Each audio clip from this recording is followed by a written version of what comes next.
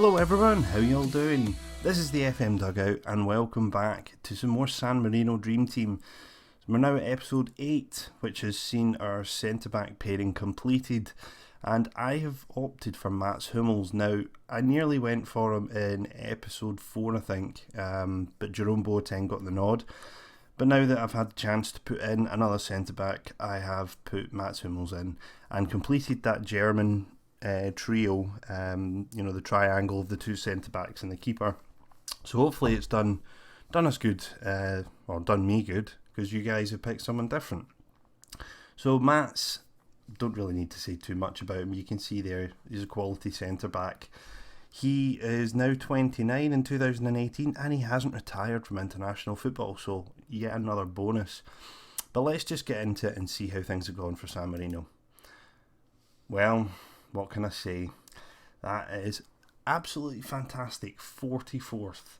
And that's not even, a year or two in when they've had their sort of the best part of the Euro Championship qualifiers. That's after the World Cup qualifiers. And you can see here from the graph at the bottom that it actually took a bit of a dip, but it's been rising. And that's different from what we've seen with all the other simulations.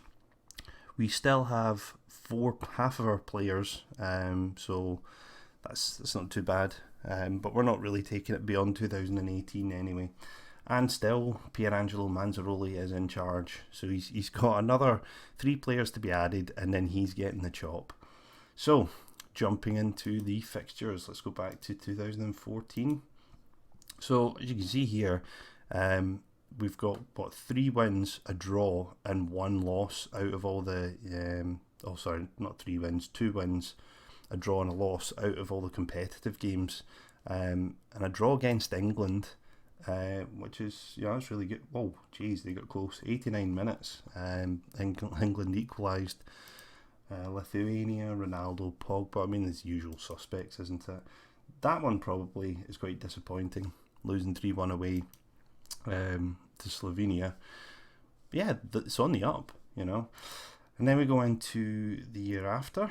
And, they got hammered by Switzerland. Drew against Estonia. Didn't look too good. But then we beat Slovenia, lost 3-0 away to England, a 2-2 draw against Switzerland, then a win against Lithuania. And look at this at the bottom, lads. Look at this. Portugal. Where did they come from? Yes, that's right. We qualified for the playoffs. So if we just go and take a quick look back at it's a while since I've done this, boys. It's a while since I've done this. You can tell. So we'll go back to 2014 and stage E, Group E. So look at that. They finished 3rd and they were only 2 points behind automatic qualification of Switzerland. So I'm really optimistic that an addition of another player, certainly my team anyway, can challenge. But they were only a point ahead of Slovenia, so they got a bit of luck. But do you know what? That is fantastic that we've managed to do that. They got a bit of a sound beating anyway. 4-0 away, didn't really give them much chance for the second leg. And that's without Ronaldo. But it's getting there. It's getting there. Definitely is. That's our first. I would say our first major milestone. Nearly qualifying for the Euros. So 2016, after the disappointment of missing out, what happened here? It looked like they'd reverted to type, didn't it? They lost pretty much all their games apart from a win against Cyprus. 4-0 Sweden, 3-0 Italy, 4-1 Romania. It just looks as though they've gone back to their usual way once Ronaldo retires. But if we go into the next year, things change round again. So we had Andorra twice, beat them 3-0 and 2-0. We then had Romania, which we did a reversal, 2-1. Unfortunately, drew against Cyprus 2-all. But ignoring the fact they'd got thumped by Italy 6-1, that was a severe beating. But yeah, they managed to turn it around a bit and finished 4th, I think. Where are we? Yep, there you go, 4th. -8 in the goal difference. Again, possibly a little bit disappointed that wasn't a bit better. But 1 point off Romania, only 6 off of second place. So again, it's all moving in the right direction. So let's take a look, shall we, and see. Where am I going? Competitions. See, I told you it's been a long time. So World, let's take a look at the World. Who won the World Cup? Belgium won it in 2018. So again, I don't actually think they've won it in any of the games that we've had so far. So it's showing it's quite random. Ukraine, well, okay, it's even more random for the Euros. That's really, really surprising that that's happened. Top players in the world still, we've got Messi, Ronaldo, Neuer, Pogba. So quite a few of the boys that are in my squad or your squad as well are top players in the world. So that's good going. Let's see how you guys got on. Now, this time round, there was only one suggestion. I'm not sure what happened. You're letting us down, guys. You're letting me down. You need to get in with your suggestions, because this is your team. This is your chance to see how you can get San Marino to the very pinnacle of world football. And, it doesn't take much to give a suggestion. So, please, this time round, give it a shot. And you never know, you might get picked. So anyway, your selection this time was Mehdi Benatia. I have no idea if I've pronounced his name right. The Bayern Munich centre-back, completing the Bayern Munich triangle at the back of Neuer, Boateng and Benatia. So let's see how you got on. Viewers versus the Dugout.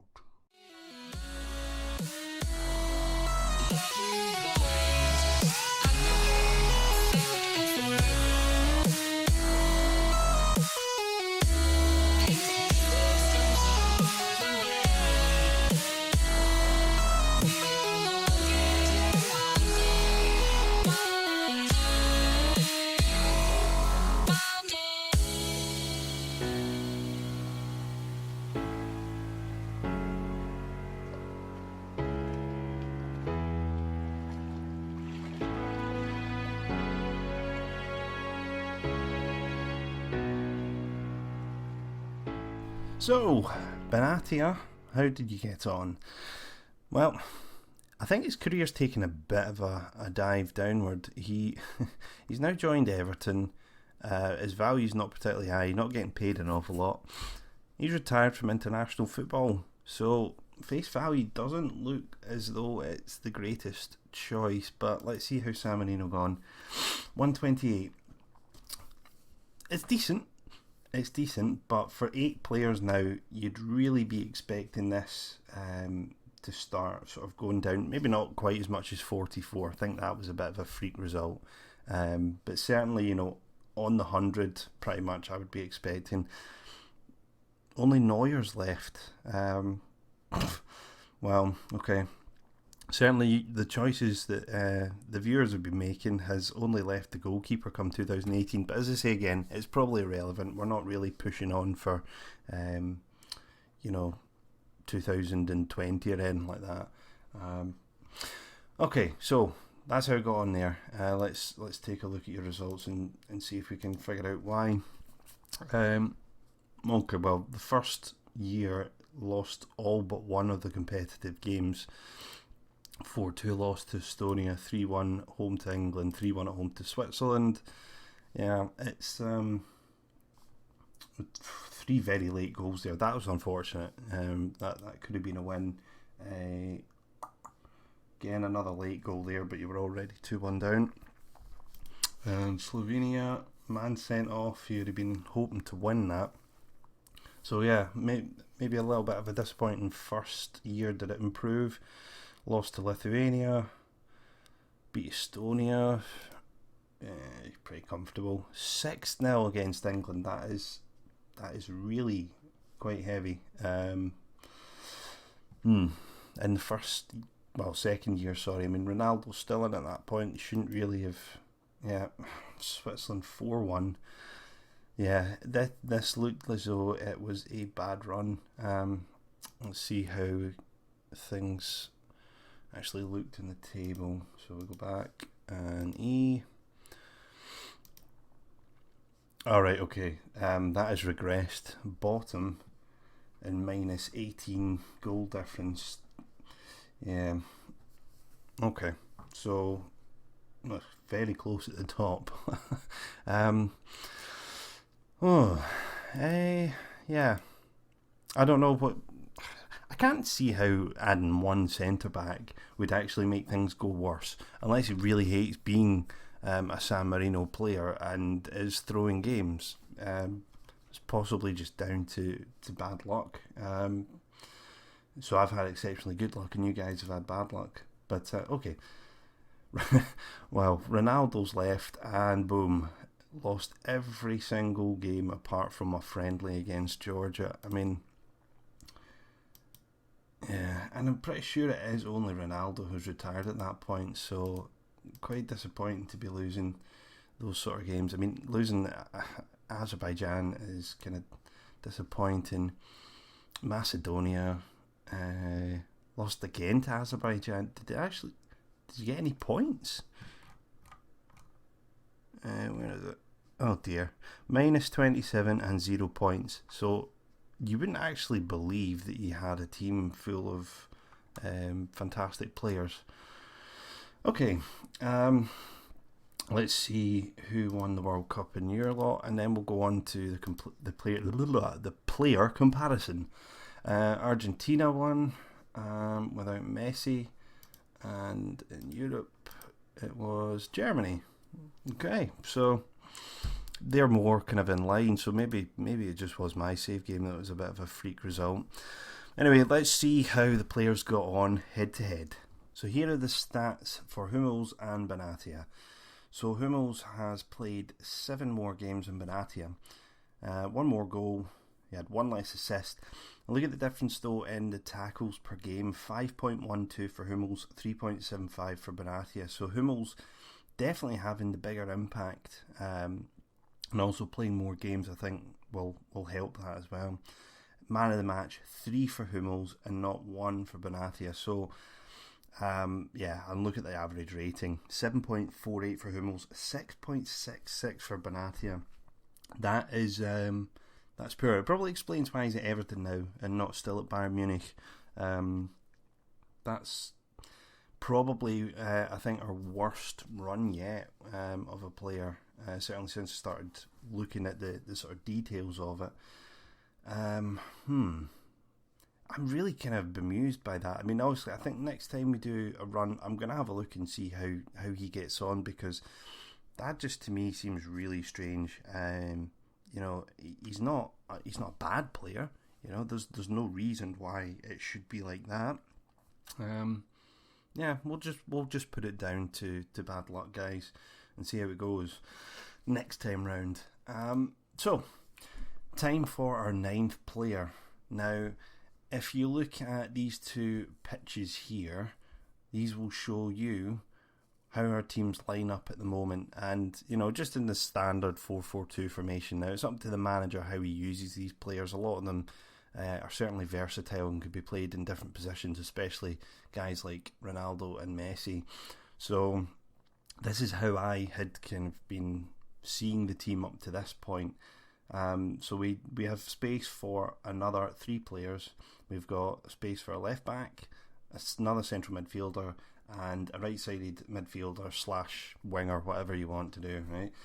And it's that position that I'm going for. Okay, we're going to get the other wing sorted, and I want your suggestions for a right-sided midfielder or winger. Now, if you want to classify Ronaldo as your right-sided winger, fine. Pick a left-sided if you want. I'm not going to be too strict on it here, but that's certainly the position that I'm looking to fill. Someone who can play in that midfield right, or you can put Ronaldo there and pick someone midfield left. Okay, so we'll see how the suggestions go, and we'll run that the next time. But before I go, let's take a look at the graph of the world rankings.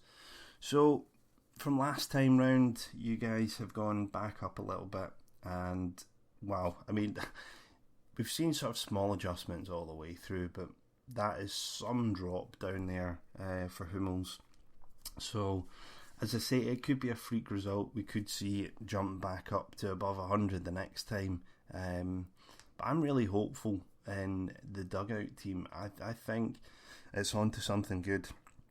At the back anyway, and probably after the midfielder. I mean, I was tempted this time round to do a left back and complete that defence, to see how things will go the next time. But it's really, really encouraging to see that we're down there and, you know, making the playoffs of the European Championships. So the challenge has been set for you guys. You really need to pull it back this time. So it needs to be a good choice. I need to get a good sprinkling of luck when we run the simulation. So if you've liked this video or the series, make sure you leave a like and a comment. If you're new to the channel, hit that subscribe button and come back for some more San Marino Dream Team. Until the next time, I'll see you when I see you.